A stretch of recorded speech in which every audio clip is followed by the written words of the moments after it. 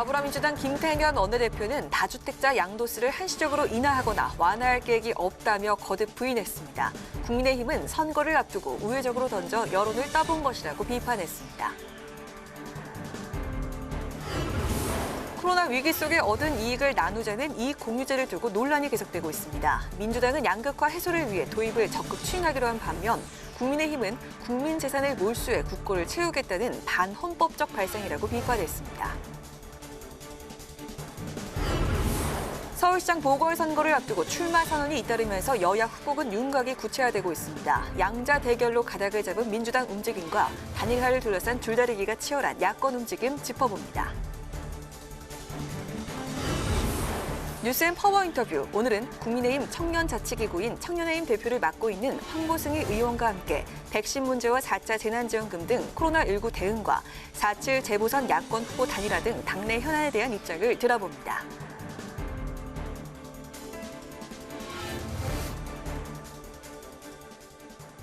여러분 안녕하십니까? 1월 12일 의정 종합뉴스 뉴스엔 시작하겠습니다. 더불어민주당 이낙연 대표가 제안한 코로나 이익공유제 도입을 놓고 정치권의 논란이 계속되고 있습니다. 민주당은 양극화 해소를 위해 적극 도입해야 한다는 입장인 반면 국민의힘은 국민 재산을 몰수해 국고를 채우려는 반헌법적 발상이라고 비판했습니다. 김희연 기자 보도입니다. 더불어민주당은 홍익표 정책위의장을 단장으로 한 포스트 코로나 불평등 해소 및 재정정책 TF를 구성해 코로나 이익공유제 도입에 본격 나섭니다. 더불어민주당은 코로나19로 인해 심화되고 있는 불평등을 완화, 해소하기 위한 방안 중 하나로 코로나 위기 속에 얻은 혜택과 이익을 나누는 코로나 이익공유제를 제안하였습니다. 강제적 수단보다는 자발적으로 이익을 공유할 경우 인센티브를 제공하는 방식이 유력해 보입니다. 이낙연 대표는 문재인 대통령의 대선 공약이었던 협력이익 공유제 방식을 참고할 수 있다고 말했고 홍 정책위의장도 공동체 회복을 위한 연대와 협력의 정신으로 자발적인 참여를 유도하겠다고 밝혔습니다. 민주당은 또 코로나 양극화 해소를 위해 코로나 영업손실 보장제도와 같은 추가 재난지원 방안도 검토 중입니다. 국민의힘은 각종 규제로 기업의 손발을 다 묶어놓고 한술 더 떠 경제 주체의 팔을 비틀어서 이익까지 환수하겠다는 것이라고 비판했습니다. 이종배 정책위의장은 국민을 편가르고 민심을 찔러보는 식으로 국정을 운영하면 국정 혼란과 사회 갈등을 일으킬 뿐이라고 주장했습니다. 사회적 약자를 돕는 것은 미덕입니다만 집권 여당이 그것을 강권하는 것은 기업 겁박에 불과합니다. 결국 자신들의 방역 실패, 정책 실패를 국민 편가르기 정책으로 모면하겠다는 얄팍한 수수에 지나지 않습니다. 정의당은 이익공유제 도입에 환영하며 자발적 참여를 넘어 제도화해야 한다고 주장했습니다. 특별재난연대세를 도입해 코로나 승자에게 합당한 세금을 부과하고 이 재원으로 사회안전망을 강화해야 한다는 겁니다. 코로나 이익공유제 도입을 위해선 넘어야 할 산이 많습니다. 사회적 합의가 우선이겠지만 수혜업종 분류와 이익 배분 방식, 자발적 참여에 따른 실효성 등을 놓고 적지 않은 논란이 예상됩니다. 국회방송 김희연입니다. 더불어민주당에서 다주택자 매물을 유도하기 위해 양도소득세를 한시적으로 인하해야 한다는 의견이 나오면서 논란이 됐습니다. 하지만 더불어민주당은 다주택자의 양도차익에 중과세한다는 원칙을 흔들림 없이 추진하겠다고 밝혔고 국민의힘은 아니면 말고식의 여론 찔러보기라고 비판했습니다. 보도에 임채원 기자입니다. 더불어민주당은 다주택자의 양도소득세 완화 방안을 논의한 적도 없고 검토할 계획도 없다고 거듭 밝혔습니다. 김진표 의원에 이어 홍남기 경제부총리가 양도소득세 완화를 시사하면서 논란이 되자 정부와 여당이 진화에 나선 겁니다. 김태년 원내대표는 원내대책회의에서 양도소득세 강화는 시세 차익을 노리는 다주택자의 투기를 차단하기 위한 것이라고 강조했습니다. 정부는 작년 70 부동산 대책을 발표할 때 주택 매물 잠김 현상을 고려해 1년이라는 충분한 기간을 두고 다주택자가 주택을 매각할 수 있도록 공고한 바가 있습니다. 이와 함께 김 원내대표는 주택 공급 방안에 대해선 획기적인 대책을 마련해 설 연휴 전에 발표하겠다고 밝혔습니다. 국민의힘은 문재인 대통령의 부동산 정책 사과의 진정성이 의심스럽다며 정부의 부동산 정책 전면 수정을 촉구했습니다. 청와대가 부동산 현실을 무시한 채 자화자찬을 이어가다 임기를 1년 남짓 남겨두고 하락하는 지지율을 의식해 마지못해 한 사과라는 주장입니다. 또 다주택자 양도소득세 완화 논란은 아니면 말고식의 정부 여당의 여론 찔러보기라고 지적했습니다. 결국 정책 변화 의지는 없으면서 대통령은 진정성 없는 사과로 여론을 호도하고 정부 여당은 민심 찔러보기만 하는 행보가 개탄스러울 따름입니다. 한편 문재인 대통령이 신년사에서 밝힌 주택 공급 방안과 관련해 오는 15일 부동산 관계부처 장관 회의가 열릴 예정이어서 어떤 구체적인 방안이 나올지 주목됩니다. 앞서 홍남기 경제부총리는 지난해 발표한 재개발, 재건축 확대 방안을 점검하고 역세권 주택 추가 공급 방안을 논의할 계획이라고 밝혔습니다. 국회방송 임천입니다. 최근 광주와 전남 지역 기업체에서 산업재해 사망 사고가 잇따르는 가운데 벌써부터 야당을 중심으로 중대재해처벌법에 보완 요구가 나오고 있습니다. 국민의힘은 어제 재개 요구를 들은 데 이어 오늘도 보완 필요성을 밝혔고 정의당도 국민의힘과 관점은 다르지만 법에 미비점이 드러나고 있다고 지적했습니다. 반면 민주당은 국민의힘이 말바꾸기 정치를 하고 있다고 비판했습니다. 김세정 기자가 보도합니다. 국민의힘은 중대재해처벌법이 졸속 처리됐다며 민주당의 책임을 물었습니다. 경영계와 노동계가 모두 반대하는 법안인데도 민주당이 의석수로 밀어붙여 일방적으로 처리했다고 주장했습니다. 그러면서 산업재해를 막아야 한다는 취지엔 동의하지만 사업주를 과도하게 처벌하는 내용은 기업 경영과 산업 현장 관리에 막대한 부담을 줄 수 있다며 보완이 필요하다고 했습니다. 민주당이 숫자만 가지고 무식하게 용감하게 밀어붙인 법의 후유증은 고스란히 국민들에게 돌아갈 것입니다. 기입법된 법 중에서 문제가 있거나 부작용이 있는 법들에 대해서는 진솔하게 사과하고 보완하는 작업을 해야 할 것입니다. 정의당은 중대재해처벌법이 국회 본회의를 통과한 이후에도 산재 사망 사고가 연일 발생하는 것은 50인 미만 사업장의 법 적용 유예 문제점이 현실에서 그대로 드러나는 것이라고 비판했습니다. 민주당은 국민의힘이 전형적인 말바꾸기 정치를 하고 있다고 맞받았습니다. 박성준 대변인은 중대재해처벌법 제정안이 국회 법사위의 법안심사 소위와 전체 회의에서 여야 만장일치로 통과됐다고 밝혔습니다. 이어 국민의힘이 입장을 번복한 것은 노동자들의 생명과 안전을 보여주기식 정치에 이용한 것이라고 비판하면서 민주당은 법 제정에 그치지 않고 국민의 안전과 중대재해 예방을 위한 후속 조치를 지속적으로 추진하겠다고 강조했습니다. 국회방송 김세정입니다.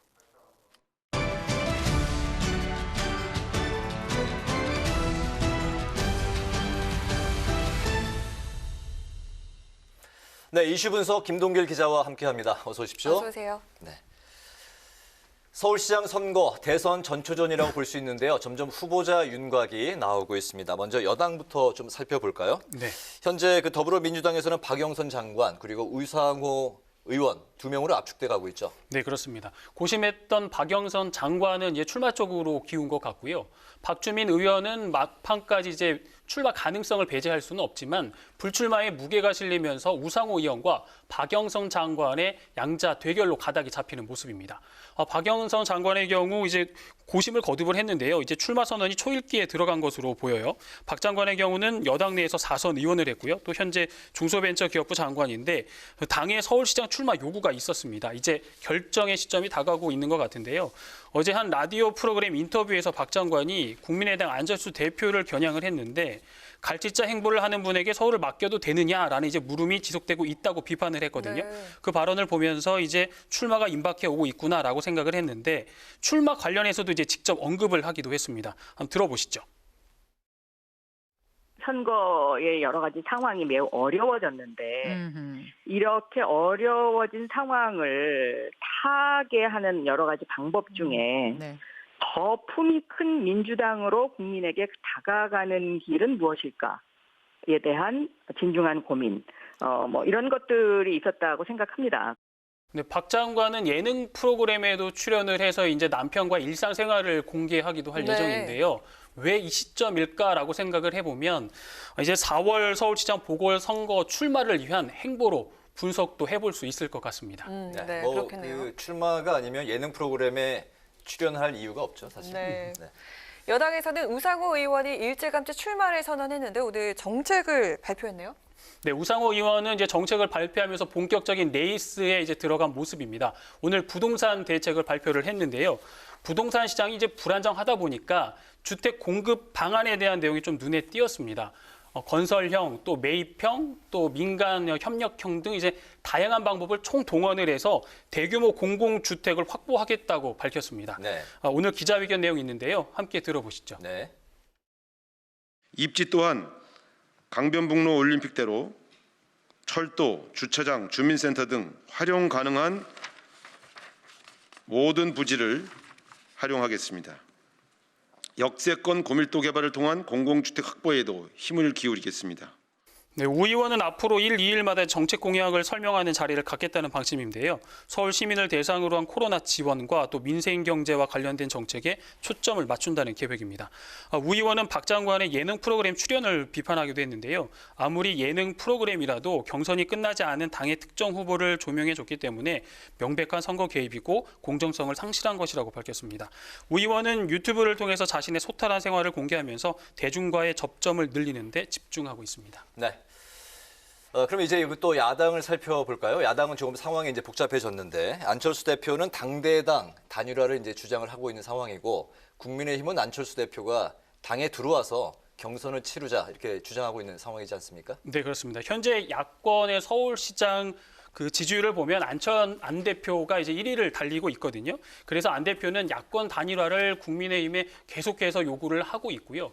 하지만 국민의힘의 생각은 좀 다릅니다. 야권 단일화에는 찬성의 입장인데 안 대표가 국민의힘에 입당을 해서 경선을 치르라는 겁니다. 김종인 비상대책위원장도 일관되게 주장해온 내용인데요.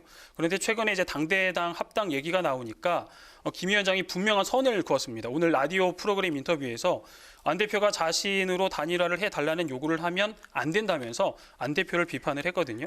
현재 국민의힘의 의석수가 이제 102석입니다. 국민의당이 3석인데, 3석인데 제1야당이 후보를 내지 않는다는 건 그것도 이제 서울시장 후보를 안 낸다는 거는 이제 정치 상식으로 맞지 않는다는 건데요. 또 어제 비공개 회의에서 국민의힘과 국민의당의 당대당 합당 이야기도 나왔는데 김 위원장이 이 자리에서 굉장히 불편해했다는 이야기도 이제 언론에 나왔습니다. 회의 직후에는 기자들의 관련 질문도 있었는데요. 김 위원장은 국민의당과 정당 통합은 있을 수 없는 일이라고 이제 단호하게 말을 했는데요. 김 위원장의 발언 들어보시죠. 저는 상상을 하지 못하는 상황이기 때문에 더 이상 거기에 대해서 거론할 필요가 없어요. 네, 김 위원장의 이런 인식은 이제 국민의힘 후보가 명확하지 않은 상황에서 단일화 협상 주도권이 안 대표 쪽으로 쏠리는 것을 우려한 게 아니냐는 것으로 이제 풀이도 해볼 수 있을 것 같고요. 거기에 반해서 안철수 대표 이제 광폭 행보를 보이고 있습니다. 야권 단일화에 대한 조언을 듣겠다는 명분으로 주요 인사들과 이제 만나서 존재감을 과시하고 있는데 지난 9일이었죠. 김동길 연세대 명예교수를 찾아서 서울시장 보궐선거 완주 의지를 드러낸 데 이어서 어제는 대구 동화사에서 무소속 홍준표 의원과 조우를 하기도 했습니다. 이런 행보들이 보면 국민의힘의 단일화를 이제 압박하는 행보로 보여집니다. 네. 이런 가운데 나경원 전 의원이요. 내일 서울시장 출마를 선언할 예정입니다. 국민의힘은 안 대표의 입당을 끌어들이기 위해서 본경선을 100% 일반 여론조사 방식으로 치르기로 했는데요. 안 대표는 입당에는 여전히 이제 부정적인 입장을 유지하면서 단일화를 요구하고 있어서 야권 단일화를 놓고 양측의 신경전이 좀 치열해질 것으로 예상이 됩니다. 네. 국민의힘이 지금 의석 수가 102석, 네. 국민의당은 3석. 3석입니다. 네. 네. 이게 뭐 마치 그 다윗과 골리앗 뭐 연상도 되는데요. 예. 네. 김동길 기자 오늘 이슈 분석 잘 들었습니다. 네, 고맙습니다. 고맙습니다. 국회 민원실을 탈바꿈한 이음마당 제막식이 오늘 국회의사당에서 열렸습니다. 이음마당은 국회와 국민을 잇는 소통 공간이라는 뜻인데요. 국회 사무처는 앞으로 소통 콘텐츠를 더 확대한다는 계획입니다. 강민지 기자가 다녀왔습니다.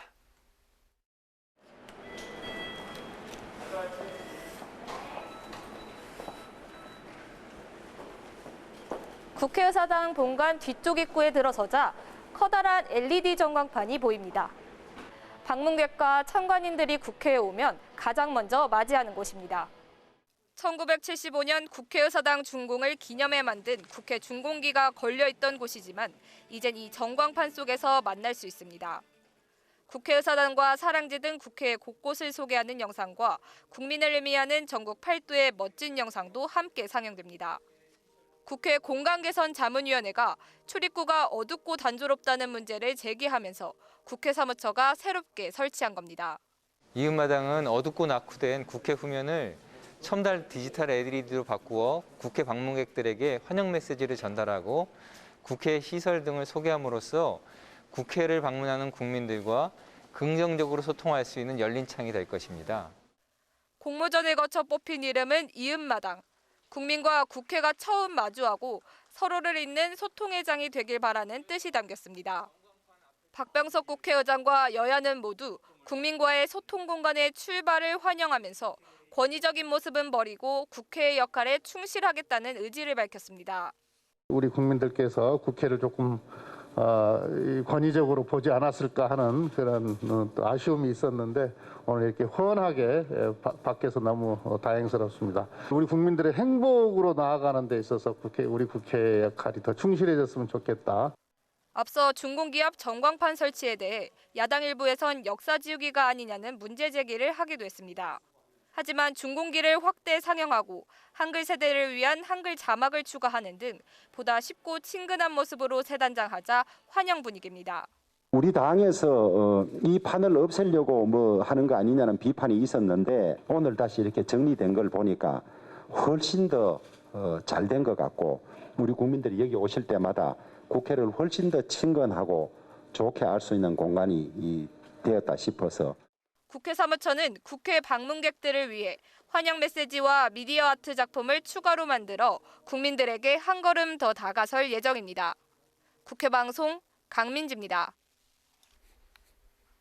여야는 경북 경주 월성원전 부지 지하수에서 방사성 물질이 검출된 것을 놓고 공방을 벌였습니다.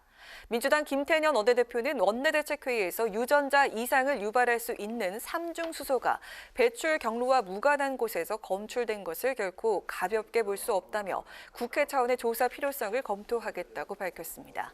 반면 국회 과방위 소속 국민의힘 의원들은 기자회견을 열고 여당이 월성 원전 경제성 평가 조작 의혹에 대한 검찰 수사를 무마하기 위해서 물타기를 하고 있다고 비판했습니다. 더불어민주당 검찰개혁특위가 검찰개혁을 위한 과제를 설정하고 이행에 나가기로 했습니다. 특위는 오늘 4차 회의에서 수사, 기소분리 로드맵을 설정하고 검찰 인사와 직제 개편, 검찰 조직 문화와 수사 관행 개선, 법무부의 탈검찰화 등 개혁 과제, 검경수사권 조정 후속 조치 점검 등 5가지를 과제로 설정했습니다. 윤호중 특위위원장은 문재인 정부 출범 이후 법무부와 검찰개혁위가 총 39건의 권고안을 발표했음에도 검찰이 핵심 내용을 제대로 수용하지 않았다고 비판했습니다. 서울시장 보궐선거 야권 후보 단일화를 위한 국민의당 안철수 대표와 오세훈 전 서울시장의 회동이 연기됐습니다. 오 전 시장 측은 어제 안 대표 측에서 이유에 대한 언급 없이 회동을 연기하자는 연락을 했다고 밝혔습니다. 앞서 오 전 시장은 당내 경선 후보 등록 하루 전인 오는 17일까지 안 대표가 입당과 합당 여부에 결단을 내리라고 촉구하며 회동을 제안했습니다. 국민의힘 공천관리위원회가 서울 부산시장 보궐선거 후보 본 경선에 정치신인 1명을 진출시키는 정치신인 트랙을 만들기로 했습니다. 공천위는 오늘 공직선거에 출마한 적이 없는 사람을 정치신인으로 규정하는 정치신인 트랙 운영안을 의결했습니다. 정치신인 트랙은 정치신인에 해당하는 후보가 2명 이상일 때 작동하며 예비 경선 결과 상위 4위 안에 정치신인이 없을 때 정치신인 중 최다 득표자가 본 경선에 진출하는 내용입니다.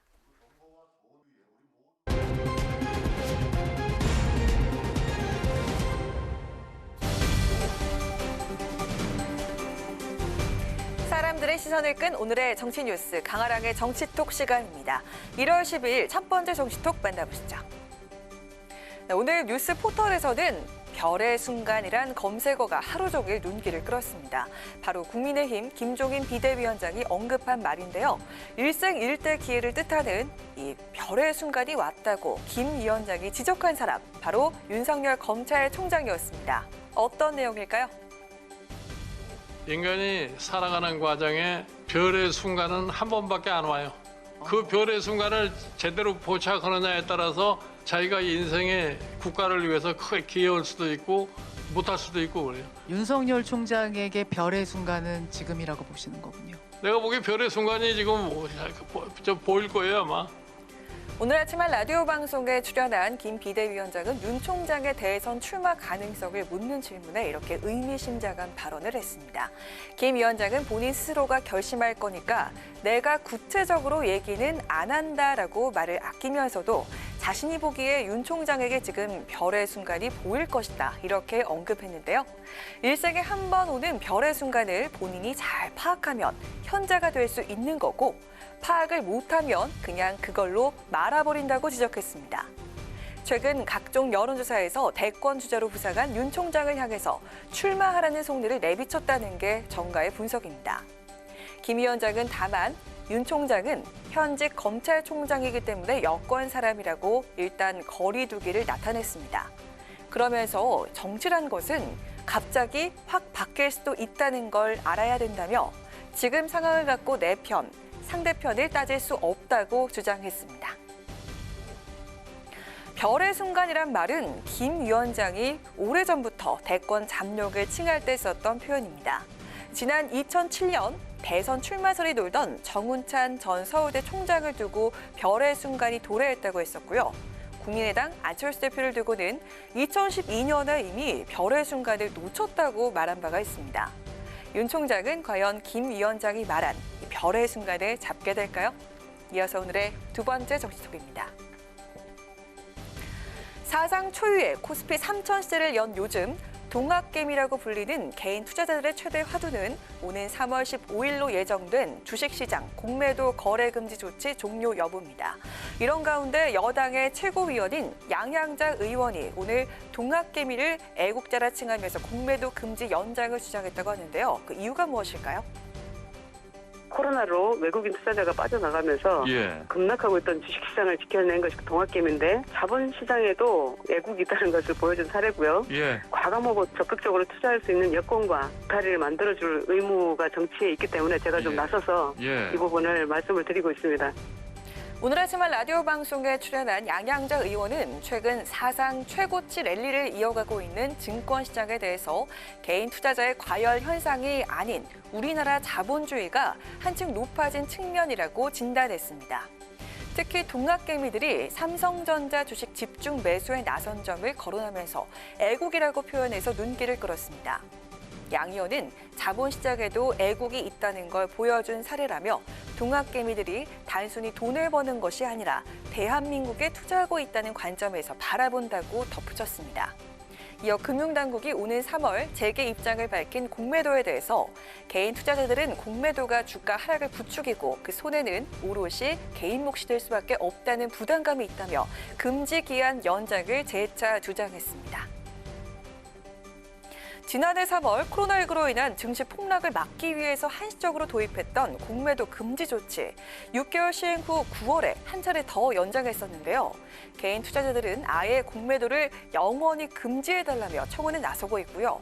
여당 내에서도 이렇게 추가 연장을 요구하는 목소리가 높습니다. 일단은 연장 불가 방침을 고수하고 있는 금융당국은 과연 최종 결론을 바꾸게 될까요? 지금까지 강아랑의 정치톡이었습니다.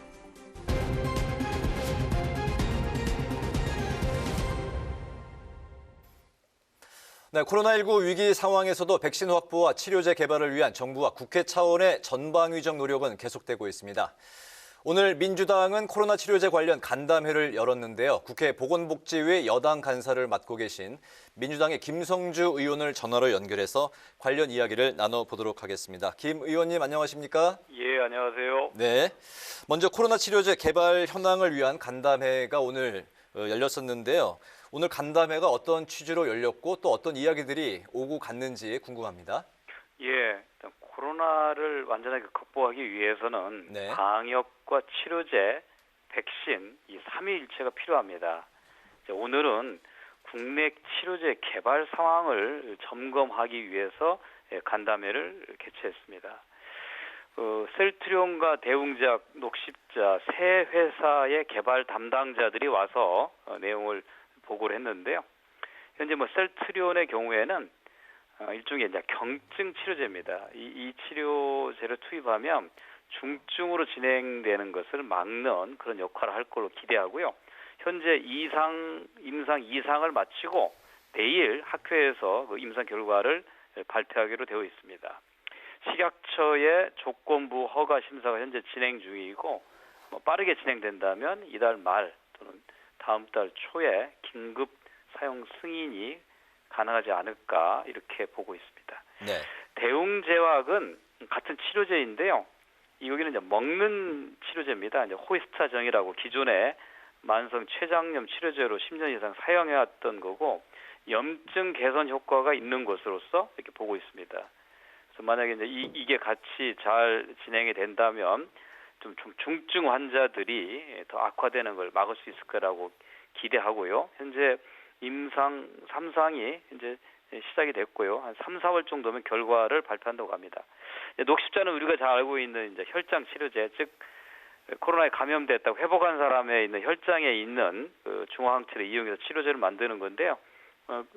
그 현재는 임상 2상이 진행 중이고 최종 결과는 3월 정도 나올 걸로 예상하고 있습니다. 네, 그렇군요. 각 치료제 효능에 대해서 꼼꼼하게 이제 짚어주셨는데요.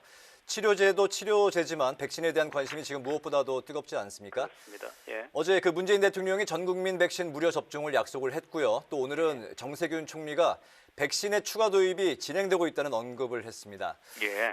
정부 여당에서는 현재 확보된 5,600만 명분의 백신 외에 추가 확보가 더 필요하다고 보는 건가요?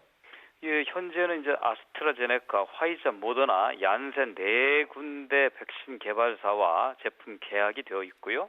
5,600만 명분이라면 국민들 전체를 접종하고도 남을 수량인데요. 다만 이제 백신이라는 것이 불확실성이 여전히 있습니다. 이 백신을 맞더라도 면역 효과가 얼마나 지속될지 또 안전성에 어떤 문제가 있는지 이런 부분에 대해서는 여전히 우려를 하고 있는데요. 그래서 처음부터 백신이 추가로 개발된다면 이거를 계약하겠다고 하는 게 원래 정부 방침이었습니다. 그래서 네 군데 회사 외에 추가로 현재 임상이 진행 중에 있는 백신에 대해서 추가 계약 협상을 진행 중에 있고요. 진전이 상당히 있었기 때문에 곧 확정되는 데 국민들한테 보고를 드릴 거고요. 그다음 또 하나 우리가 기대해야 될 것은 국산 백신입니다. 국산 백신도 지금 현재 정부가 국민들 세금을 투자해서 개발이 진행되고 있는데 빠르면 올해 말 또 내년 초 정도는 국산 백신을 우리가 접종할 수 있지 않을까 그렇게 기대를 또 하고 있습니다. 네, 알겠습니다. 이런 가운데 어제부터 3차 재난지원금 지급이 시작이 됐는데 그런데 여당 내에서는 벌써부터 4차 재난지원금 얘기가 오고 가고 있습니다. 이 4차 재난지원금에 대해서 야당뿐만 아니라 정부에서도 아직은 시기상조가 아니냐 이런 이야기가 나오고 있는데요. 전 국민 4차 재난지원금과 관련해서 지금 현재 여당의 기류는 어떻게 흘러가고 있습니까?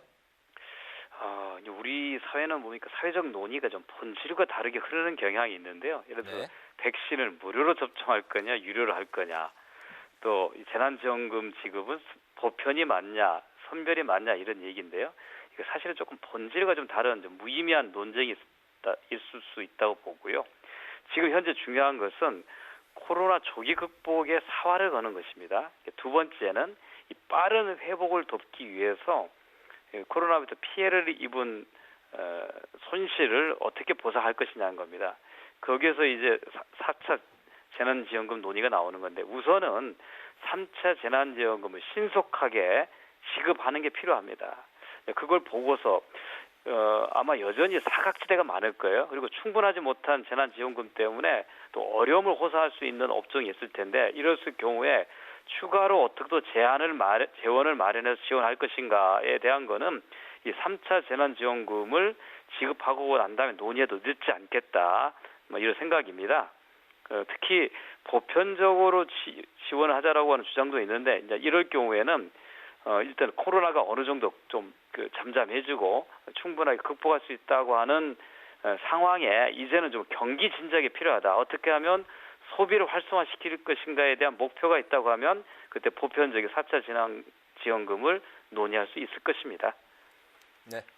추후에 4차 재난지원금에 대해서 논의의 여지가 있다는 걸로 이해를 하겠습니다. 네. 네, 김성주 의원님 오늘 말씀 잘 들었습니다. 고맙습니다. 네, 감사합니다. 네, 지금까지 더불어민주당의 김성주 의원이었습니다.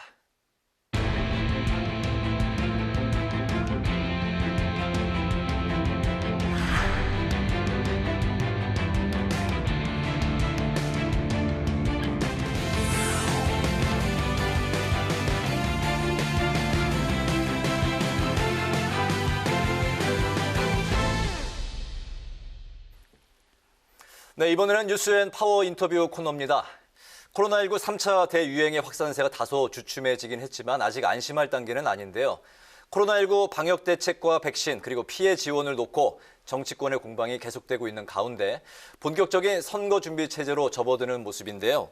오늘은 국민의힘 황보승희 의원과 함께 전국 현안과 관련한 이야기를 나눠보도록 하겠습니다. 안녕하십니까, 의원님? 안녕하세요. 안녕하십니까. 부산에서는 그 토론 왕이라고 불리신다고 들었는데요. 오늘 인터뷰 기대가 네, 큽니다. 네. 네, 반갑습니다.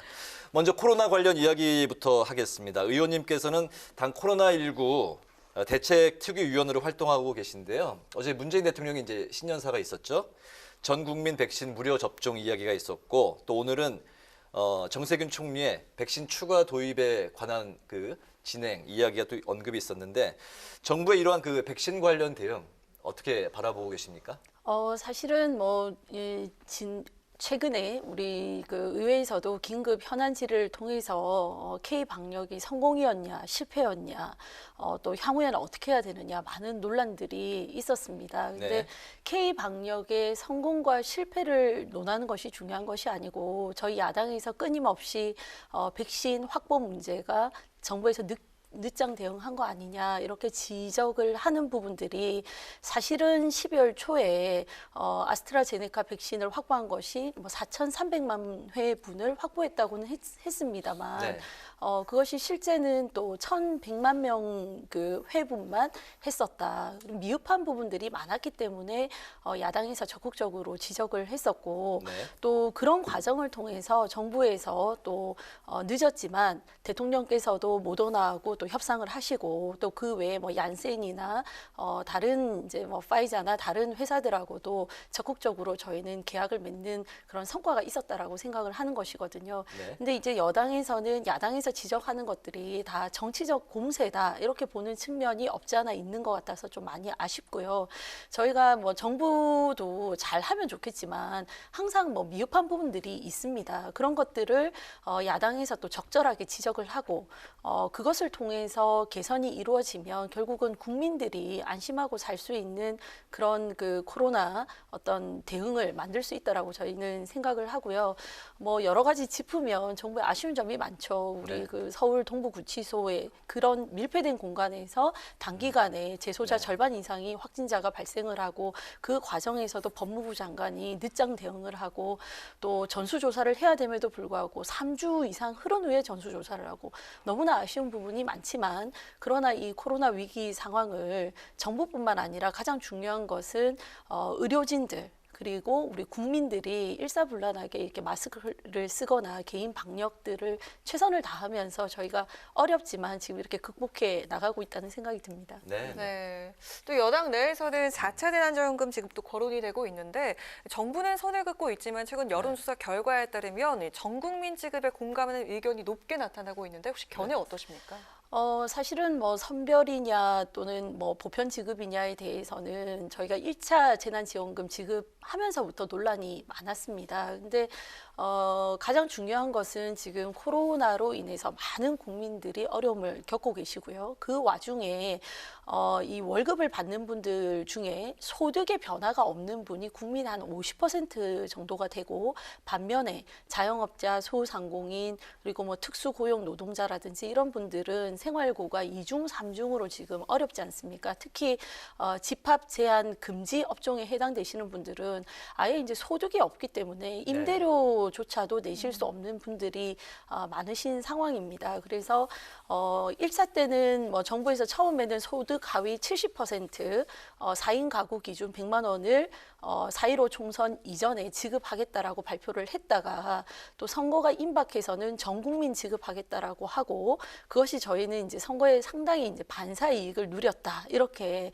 판단을 했었고요. 그 이후에는 민주당 내에서도 재정 건전성의 어떤 우려 때문에 선별 지급하자라는 목소리가 나왔고, 그래서 결국에는 정부에서 재원이 없으니까 7조 6천억을 국채를 발행해서 2차 재난지원금을 지급하지 않았습니까? 그래서 그런 기조가 이어지면서 3차 재난지원금도 연말에 재원 확보를 하는 과정에서 이제 선별 지원금으로 당연하게 하는 것으로 되어 있었는데, 1월 5일 날 민주당의 최고위원회에 대해서 전 국민 지급을 하자, 재난 또 그 위로금 형태로 지급을 하자, 이런 얘기가 나왔습니다. 그래서 그런 논의가 나오는 과정에서 사실은 우려가 됐던 재정 건전성 문제라든지 이런 거에 대한 사전 논의가 전혀 없는 상황에서 또 전 국민 지급을 하자는 것은 자칫 이것이 4월 재보궐선거를 앞두고 또 선거용으로 국민들에게 위로를 하려고 하는 거 아니냐, 이런 합리적인 의심을 저희는 해볼 수 있고요.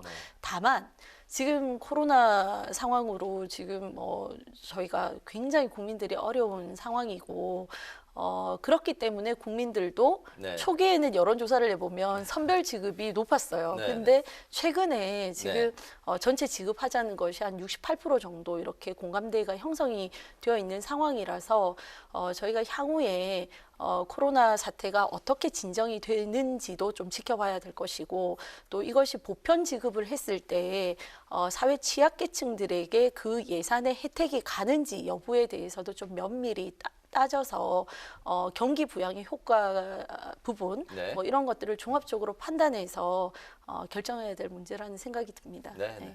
근데 뭐 전 국민들에게 돈을 나눠줘서 이것이 선거에 어떤 좋은 영향을 미칠 것이다, 이렇게 오판하시지 않았으면 좋겠고요.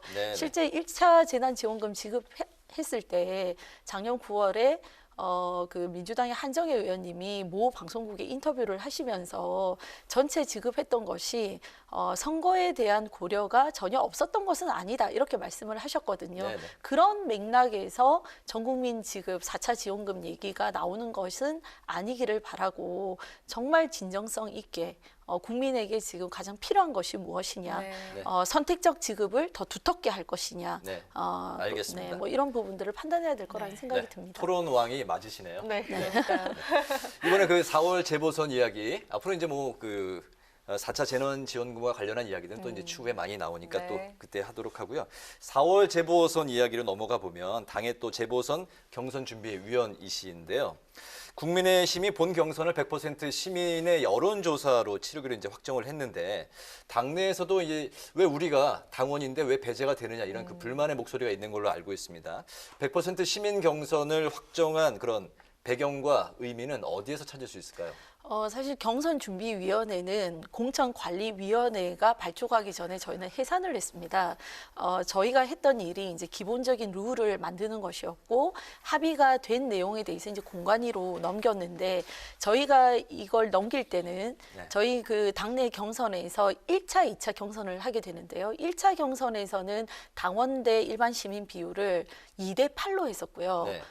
아니죠. 그 1차에서 100%, 2차에서 8대 2였는데 지금 최근에 기조가 바뀌어서 1차에서 8대 2, 최종 2단계에서 100% 이렇게 바뀌었습니다. 그게 아마 부산은 별 문제가 없는데 서울시장 선거에서 범야권 후보를 우리가 만들 것인가, 안철수 후보를 좀 염두에 두고 100% 국민 경선이라는 결정을 내리신 것 같습니다. 근데 뭐 당 내에서는 지금 저희가 여론조사를 해보면 정권 심판을 위해서 야권에게 표를 줘야 된다는 게 12월 초에 한 50% 정도가 됐었고요. 12월 후반부에 가서는 56% 정도가 됐었거든요. 그래서 저희가 경선준비위원회를 가동할 때도 이번 선거에서는 특히나 민주당의 성비위 사건으로 부득이하게 치러지는 보궐선거인 만큼 반드시 저희가 정권 교체를 위해서 이번 보궐선거에서 승리해야 되고 네. 그러기 위해서는 당내에 좋은 인물을 뽑는 것도 중요하지만 네. 시민적 공감대를 얻는 인물을 후보로 내세워서 선거를 반드시 승리해야 된다. 이런 그 목표가 뚜렷했기 때문에 당원 비율을 최소화하고 처음부터 이제 국민 여론, 시민 그 여론조사를 네. 늘려야 된다라는 기조가 있었고요. 그것이 네. 뭐 반영된 것이기 때문에 당원들이 조금 아쉬워하는 부분은 있지만 야권의 승리를 위해서 저는 당원들도 이해해 주실 거라고 생각합니다. 그렇군요. 이게 네. 단일화를 위한 포석이라는 그런 분석이 나오고 있는데 네, 당내 초선 의원들, 의원님을 비롯해가지고 이 안 대표와의 후보 단일화 방식에 대해서는 어떤 입장이십니까?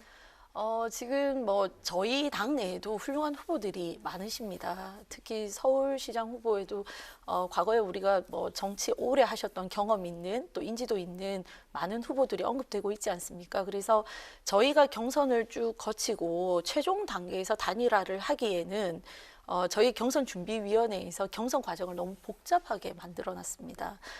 최소 5번의 토론회를 해야 네. 되고요. 자기 개인을 PR하는 그 프레젠테이션을 3번 이상 해야 되거든요. 근데 그런 험난한 과정을 거쳐서 우리 당에서 후보를 만들어놨는데 최종 단계에서 우리 당 후보로는 안 되겠으니까 야권 단일화 하자 했을 때 사실은 이 당내 경선에 참여하신 분들이 굉장히 허탈해지시는 구조가 될 것이라는 생각이 들고요. 네. 그래서 사실은 야권 단일화를 하려면 처음부터 뭐 당 통합을 하든 합당을 하든 아니면 그게 안 됐을 때 원샷 경선이란 형태로 같이 경선 과정을 밟아가는 것이 합리적이지 않나라는 생각을 좀 하고 있습니다. 그렇군요. 이번에 그 또 입법 관련 현안도 좀 짚어볼까요? 지난주에 임시국회 마지막 날 본회의에서 이른바 그 정인입법이 통과가 됐는데요. 의원님께서는 그 사건이 이제 공론화되기 전부터 아동학대 방지 관련 그런 법안들을 발의하고 최근까지 관심이 이제 높으셨던 걸로 알고 있는데 실질적으로 이번에 그 통과된 정인입법 어떤 부분들이 좀 보완이 필요할까요? 아동학대 범죄 처벌에 관한 특별법으로 2개를 저희가 발의를 했는데요. 그 중에 하나가 이제 아동학대가 발생한 주거지에 침입해 들어가서 네. 이 경찰관이나 아동복지 전담관이 조사를 해야 하는데 그렇게 들어갔을 때 미인 형사상 책임 소재가 있다 보니까 적극적인 수사가 안 되는 경우가 많았습니다. 그리고 아동학대를 목격한 목격자나 또는 신고 의무자가 신고를 해야 하는데 이 신고를 했을 때 본인들이 신변의 위협을 겪는 경우가 있어서 또 네. 적극적으로 신고가 안 되는 경우가 많았습니다. 이 2개에 대한 이제 아동학대 범죄 처리 특별법이 통과가 된 상황이고요. 또 향후에 아동복지법 관련해서 건강검진을 할 때 아동학대를 받은 적이 있는지 이 검진할 수 있는 지표를 넣는 걸 저희가 또 포함을 시켰고 또 하나는 학대를 한 이 이제 학대자죠. 학대자가 아동학대 피해자가 입은 에 대한 어떤 심리, 정신적 또는 그 치료를 받을 때 비용이 발생하지 않겠습니까? 네네. 그거를 행위 원인자가 부담하도록 하는 그 아동복지법 개정안을 냈는데 앞에 2건은 이번에 통과가 됐고요. 뒤에 2건은 현재 심의 중이라는 말씀을 드리겠습니다. 네. 또 의원께서는 현재 국민의힘 당내 청년당인 청년의 힘 대표를 맡고 계신데요. 네. 앞으로 역할이나 활동에 대한 기대가 크고요. 또 오늘 방송 인터뷰 보니까 또 기대가 더욱더 되는데요. 올 한 해 목표와 의정활동 계획 어떻게 세우고 계신지 마지막으로 여쭙겠습니다. 당내 당으로 청년당을 만든 것은 대한민국 정당사에서 저희 국민의힘이 최초입니다. 근데 이제 당내 청년당, 소위 말해 이제 청년의 힘이라는 걸 만든 이유가 저희가 정당에서 청년들을 끊임없이 발굴하고 청년들이 마음껏 이 안에서 정책에 대한 논의를 하면서 새로운 아이디어를 모당에 제시하고 또 비판할 것이 있으면 가감없이 비판해서 이 당이 더 살아 숨쉬는 정당으로 바뀌어야 되겠다. 그리고 정치에 뜻 있는 청년들이 저희 당에 와서 마음껏 활동하면서 역량을 키우고 또 많은 교육 프로그램을 통해서 성장해 나간다면 차세대 정치 지도자를 청년의 힘에서 만들 수 있지 않을까. 그것이 저는 국민의힘의 미래라고 생각하고요. 네. 제가 초대 그 대표를 맡았기 때문에 청년들과 함께 대한민국의 미래를 열심히 고민하는 그런 청년당을 만들도록 노력하겠습니다. 네. 오늘 파워 인터뷰는 국민의힘의 부산의 토론왕 네. 황보순이 의원과 함께했는데 토론왕 맞으시네요. 네, 맞아요. 저희가 토론하는 게 질문을 좀 많이 더 준비했는데 쉬운 것 같아요. 다 미리 말씀을 다 해주셔서 네. 저희가 질문할 게 별로 없었습니다. 혼자 하니까 더 힘드네요. 다음에 또 한번 저희가 모실 때 또 네. 많은 이야기를 나눠보도록 하겠습니다. 네. 오늘 나오셔서 고맙습니다. 네, 초대해 주셔서 감사합니다. 네. 네, 뉴스앤파워 인터뷰 지금까지 국민의힘 황보승희 의원과 함께했습니다. 네, 현재 중북부 지역을 중심으로 눈이 내리고 있는데요. 눈은 오늘 밤 대부분 그치겠지만 내일도 전국적으로 대기질은 나쁠 것으로 예상됩니다. 네, 퇴근길 참 걱정인데요. 미끄럼 사고와 또 교통 안전에 각별히 주의하시기 바랍니다. 오늘 국민의힘 김종인 비대위원장께서 별의 순간 인생의 네. 최대 터닝 포인트 말씀하셨는데 저는 올해 들어서 뉴스엔 앵커를 맡은 게 저의 별의 순간인 것 같습니다. 저도 올해가 그렇게 될 것 같습니다. 네, 한번 함께 힘을 내보죠. 네. 오늘 뉴스에는 여기까지입니다. 시청해주신 여러분 고맙습니다.